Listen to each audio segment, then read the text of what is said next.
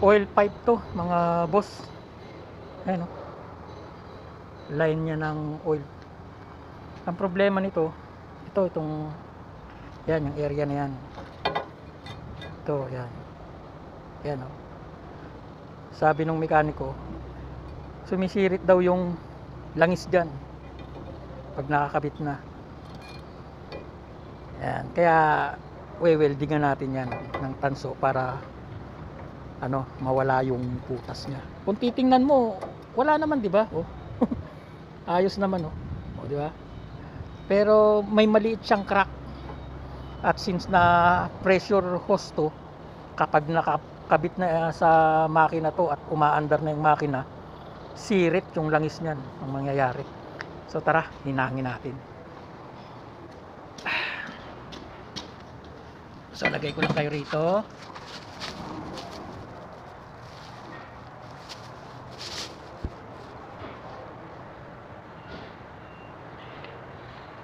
Ay, ito.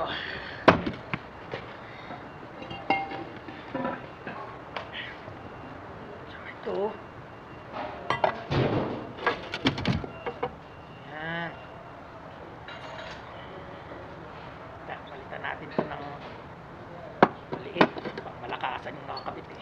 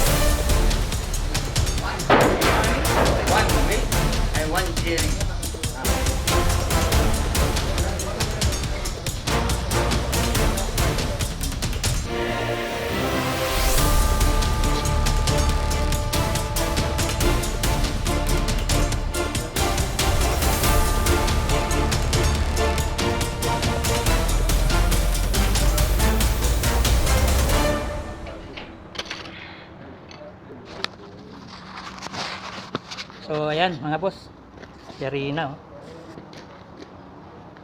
Yarina oh. Nung kanina nung ininitan ko, lumabas nga yung ano niya, butas niya. Crack siya na maliit. Kaya lang ginawa ko, pinaikutan ko na para sigurado ng matibay. Okay? So, ganun lang. Kapag naka-experience kayo ng ganitong klaseng problema, paikutan nyo na, pa-weldingan nyo na ng paikot para sigurado. Okay? So, I hope na nakapagbigay ako ng konting kaalaman. Salamat sa makakapanood.